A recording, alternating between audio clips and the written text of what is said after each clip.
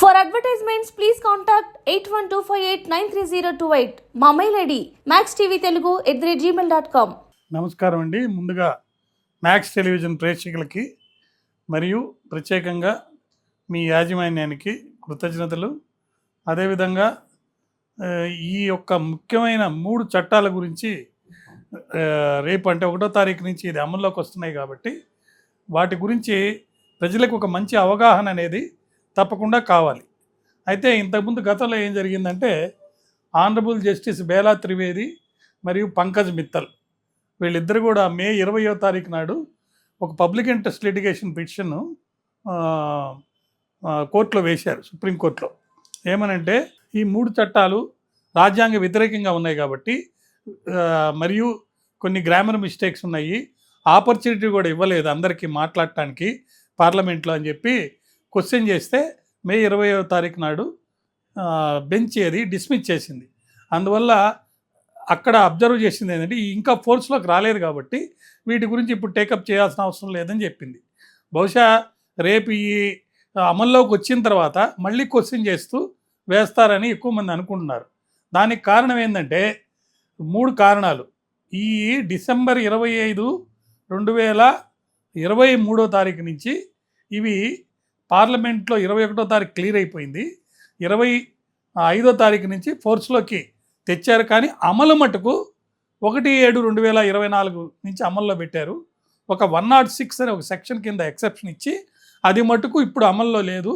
దానికి కారణం ఏంటంటే చాలా హార్ష్గా ఈ మోటార్ వెహికల్ యాక్ట్ యాక్సిడెంట్స్ వాటికి సంబంధించి సీరియస్ పనిష్మెంట్ పెట్టడం, తర్వాత పనిష్మెంట్ హైగా ఉండటం, దాన్ని డ్రైవర్స్ ఓనర్స్ ఆఫ్ లారీస్ వాళ్ళు క్వశ్చన్ చేసినందువల్ల దాని అమలు మటుకు వేరే ఇంకొక డేట్కి ఇచ్చారనమాట.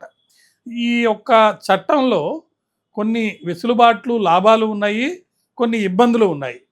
ఇబ్బందులు ఉన్న దానికి కారణం ఏంటంటే మొట్టమొదట సంసద్లో 120 మంది దాకా అబోవ్ 111 ఆర్ సో అంతమంది మెంబర్స్ని సస్పెండ్ చేసి చర్చలో వాళ్ళు పాల్గొనకుండా ఉన్నప్పుడు దీన్ని అమల్లోకి తీసుకొచ్చారు. కాబట్టి ఇది సరైన అవగాహన ఎవరికీ లేదు, కరెక్ట్గా ఇది రాలేదు అని చెప్పేసి చాలా సీరియస్ క్వశ్చన్ పార్లమెంట్లో అపోజిషన్ పార్టీస్ వాళ్ళు క్లెయిమ్ చేస్తున్నారు.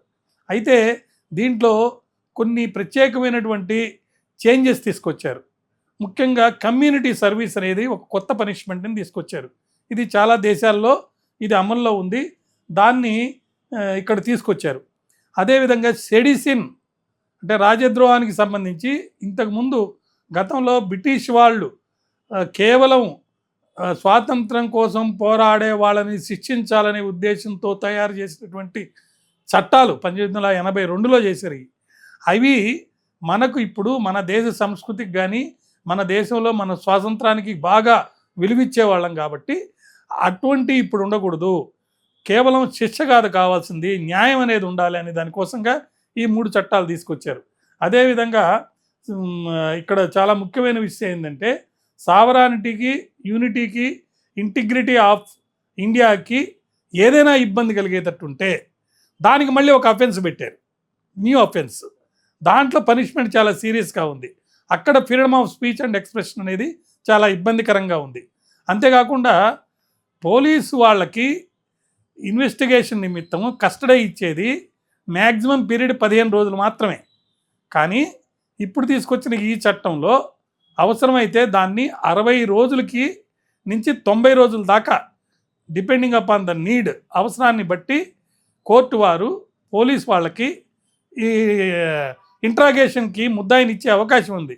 మరి అలాంటి పరిస్థితి వచ్చినప్పుడు పోలీసు జనరల్గా ఎవిడెన్స్ని ఎక్స్ట్రాక్ట్ చేయడానికి, నేరం ఒప్పించేదానికి 3rd డిగ్రీ మెథడ్స్ అనేవి వాడే అవకాశం ఉంది. కాబట్టి పోలీసు రాజ్యం ఏర్పడుతుంది అనేది ఒక భయం అన్నమాట. ఆ భయం వల్ల దీని మీద చాలా క్రిటిసిజం వచ్చింది, పోలీస్ పవర్స్ చాలా పెరిగిపోతాయి అని. కానీ ఈ చట్టంలో అనేక వెసులుబాట్లు, లాభాలు కూడా ఉన్నాయి. ఆ లాభాల గురించి మనం చక్కగా ఒక మంచి విషయాలు మనం తెలుసుకోవచ్చు. దీంట్లో చాలా కీలక మార్పులు వచ్చినాయి. కీలక మార్పులు ఏంటంటే 0 FIR అంటే ఎక్కడ నుంచి ఎవరైనా ఎక్కడ నేరం జరిగినా తనకు అందుబాటులో ఉన్న పోలీస్ స్టేషన్లో కంప్లైంట్ ఇస్తే ఆ కంప్లైంట్ ఆధారం చేసుకొని పరిశోధన అనేది మొదలు చేసుకునే అవకాశం దీంట్లో ఏర్పాటు చేశారు. ఆ 0 ఎఫ్ఐఆర్తో పాటు నేర దృశ్యాలని తప్పనిసరిగా వీడియోగ్రఫీ చేయటం. అంటే ఇదివరకు అవైలబిలిటీ ఉంటేనే చేసేవాళ్ళు, ఇప్పుడు అలా కాకుండా తేట తెల్లంగా అర్థమయ్యేదానికి నేరం జరిగిన ప్లేస్కి పరిశోధన నిమిత్తం వెళ్ళి అక్కడ ఉన్న సాక్ష్యాలని సేకరించే దాంట్లో భాగంగా వీడియోగ్రఫీ చేయడం అనేది కంపల్సరీ అని చెప్పారు. అంతేకాకుండా క్షేత్రస్థాయిలో ప్రజలకు అవగాహన కల్పించాలని చెప్పి 40 లక్షల మంది క్షేత్రస్థాయి సిబ్బందికి 5.65 లక్షల మంది పోలీసులకి, జైలు అధికారులకి, ఫోరెన్సిక్ నిపుణులకి శిక్షణ ఇచ్చారు. అంతేకాకుండా అడ్వకేట్లకి, న్యాయమూర్తులకి చాలా సమావేశాలు, సభలు జరిపి దాని గురించి తెలుసుకోమని చెప్పేసి ఒక చర్చలు కూడా ప్రారంభించారు. అయితే బ్రిటిష్ వలస పాలన కాలం నాటి ఈ పాత IPC, Indian evidence act, CrPC స్థానంలో ఇవి వచ్చినాయి.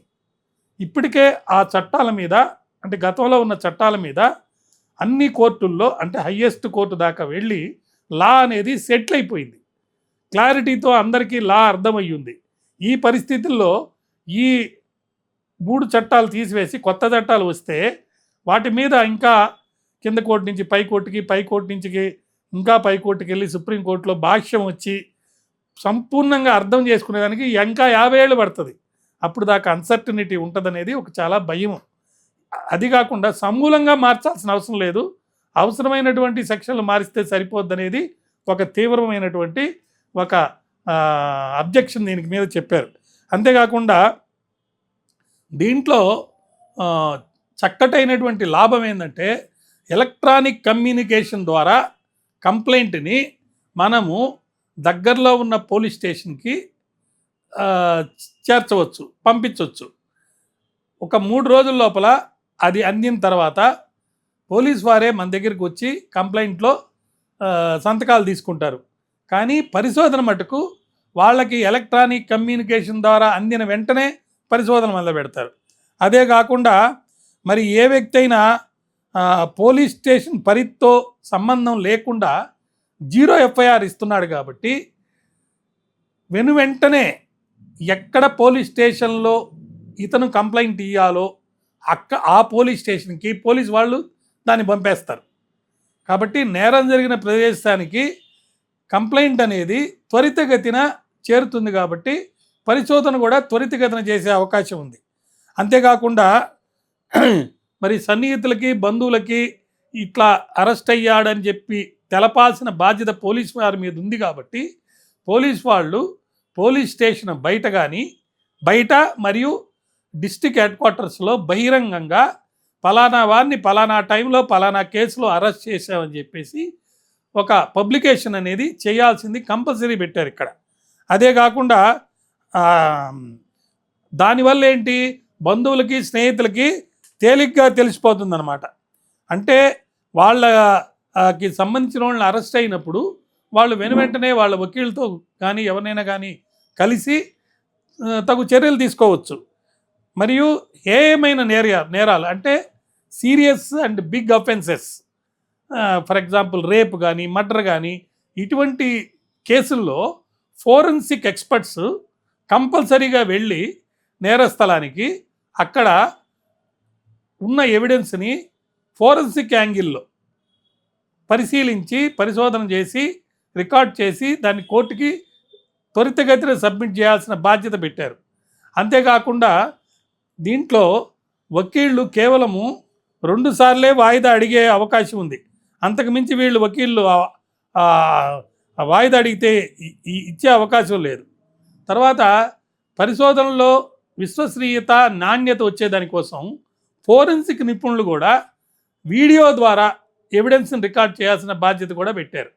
అంతేకాకుండా కోర్టులో ఏదైతే సాక్ష్యం మనం వెళ్ళి ఇవ్వాలో దాన్ని అవసరమైతే వీడియోగ్రఫీ ద్వారా, లేకపోతే స్కైప్ లాంటి, లేకపోతే ఇంకా అదర్ వేస్ అండ్ మీన్స్ ద్వారా, ఎలక్ట్రానిక్ డిజిటల్ మీడియా ద్వారా ఎవిడెన్స్ని రికార్డ్ చేసుకునే అవకాశం మరి ఉంది. మరి చిన్నారులపై, మహిళలపై ఏదైనా నేరాలు ఘోరాలు జరిగితే వాటి మీద ప్రాధాన్యత ఇచ్చి ఆ నేరాల్లో దర్యాప్తు 2 నెలల్లో పూర్తి కావాలని, అంతేకాకుండా ఆ పిల్లలకు కానీ లేడీస్కి కానీ ప్రాథమికంగా ఏదైనా వైద్యం అవసరమైనా లేదా ఒంటి మీద ఏదైనా దెబ్బలుంటే వెంటనే డాక్టర్ దగ్గరికి తీసుకెళ్ళి ఇటు ఎవిడెన్స్ నిమిత్తం అవసరమైనటువంటి డాక్టర్ సర్టిఫికేట్ తీసుకోవటం ప్లస్ ట్రీట్మెంట్ కూడా వాళ్ళకి ఇప్పించటం, అది చాలా ముఖ్యమైన విషయం అన్నమాట. అంటే బాధితుల యొక్క హక్కుల్ని కాపాడటం, వాళ్ళ యొక్క మానసిక శారీరక ఆరోగ్యాన్ని వెనువెంటనే ట్రీట్మెంట్ ద్వారా బాగు చేయటం అనేది కూడా చాలా ముఖ్యమైన విషయం. ఇకపోతే ముద్దాయి కోర్టుకు రావడానికి అతనికి సమ్మన్లు జారీ చేయాలి. ఆ సమ్మన్లు కూడా ఎలక్ట్రానిక్ డిజిటల్ రూపంలో కూడా సమ్మన్లు జారీ చేసుకునే అవకాశం ఉంది. తర్వాత మహిళలపై కొన్ని నేరాలకి సంబంధించి వాళ్ళ యొక్క వాంగ్మూలాన్ని స్టేట్మెంట్ని కోర్టులో రికార్డ్ చేయాల్సినటువంటి అవసరం చాలా సందర్భాల్లో వస్తుంటుంది. అటువంటప్పుడు లేడీ ఉన్న జడ్జి కోర్టులో అక్కడ కనుక అవకాశం ఉంటే తప్పకుండా ఆ లేడీ జడ్జి ద్వారానే దీన్ని రికార్డ్ చేయాలి. ఒకవేళ ఆ పరిసర ప్రాంతాల్లో దగ్గరలో ఒక లేడీ జడ్జి లేకపోతే జంట్ జడ్జి కూడా చేసుకునే అవకాశం ఉంది. దీంతోపాటు బాధితులతో పాటు నిందితులకు కూడా ఎఫ్ఐఆర్ కాపీ, స్టేట్మెంట్స్, ఛార్జ్షీటు, ఇవన్నీ పోలీస్ రిపోర్ట్లు ఇవన్నీ కూడా 14 రోజుల లోపల డాక్యుమెంట్స్ ఖచ్చితంగా వాళ్ళకి అందజేయాలి. అందజేసి వాళ్ళ దగ్గర రసీదు కూడా తీసుకోవాలి. సకాలంలో త్వరితగతిన న్యాయం జరగాలనే ఉద్దేశంలో ఇంతకుముందు చెప్పిన విధంగా వాయిదాలు ఇవ్వకుండా అత్యవసరమైన సందర్భాల్లో మాత్రమే 2 వాయిదాలు మాత్రమే ముద్దాయి తరపున వాళ్ళకి మంజూరు చేసే అవకాశం ఉంది. సాక్షుల యొక్క భద్రత అంటే సెక్యూరిటీ చాలా ఇంపార్టెంట్. లేదంటే సాక్ష్యం చెప్పి అయిపోయిన తర్వాత వాళ్ళ మీద ముద్దాయిలు కానీ వాళ్ళ బంధువులు కానీ లేకపోతే రౌడీలు కానీ ఎవరైనా కానీ దౌర్జన్యం లేకపోతే హింస చేసి లేకపోతే కేసు సాక్ష్యం చెప్పక మునుపు కూడా వాళ్ళని బెదిరించి సాక్ష్యం చెప్పకుండా లేకపోతే చెప్పిన సాక్ష్యం కూడా తప్పు చెప్పేటట్టు కొన్ని సందర్భాల్లో అవకాశం ఉంది. దానికోసం విక్టిమ్స్కి మరియు సాక్షులకి ప్రాపర్ ప్రొటెక్షన్ కూడా ఇవ్వాలి, భద్రత ఇవ్వాలని కూడా దీంట్లో పెట్టడం జరిగింది. తర్వాత అత్యాచార నేరాలకు సంబంధించినటువంటి కేసుల్లో బాధితుల వాంగ్మూలాన్ని ఆడియో, వీడియో ఈ 2 పద్ధతుల్లో రికార్డ్ చేసి దాని కాపీలు కూడా అందరికీ అందుబాటులో ఉండేటట్టు ఇవ్వాలి. అదేవిధంగా పర్మిషన్ లేకుండా ఇటువంటి బాధితులకు సంబంధించి ఎవరు కూడా ఎక్కడ ఏది పబ్లిష్ చేయటం కానీ, ఫోటోలు కానీ, ఇన్ఫర్మేషన్ కానీ వాళ్ళ పేరు రెఫర్ చేస్తూ చేయటానికి లేదు. అలా చేస్తే వాళ్ళ మీద శిక్ష కూడా ఉంటుంది. మరి దీర్ఘకాలిక వ్యాధిగ్రస్తులకి, చిన్నపిల్లలకి 15 ఏళ్ల లోపలికి వాళ్ళకి, మహిళలకి, మళ్ళీ 60 ఏళ్ళు దాటినటువంటి పెద్దలకి వీళ్ళందరికీ కూడా పోలీస్ స్టేషన్కి వాళ్ళు రావాల్సిన అవసరం లేదు. వాళ్ళ యొక్క స్టేట్మెంట్స్ రికార్డ్ చేయాల్సి వచ్చినప్పుడు వాళ్ళు ఎక్కడుంటే అక్కడికే పోలీసు వాళ్ళు వెళ్ళి మరి రికార్డ్ చేసి ఆ త్వరితగతిన ఆ సాక్ష్యాన్ని కోర్టు వారి ముందల ప్రవేశపెట్టే అవకాశం ఉంది.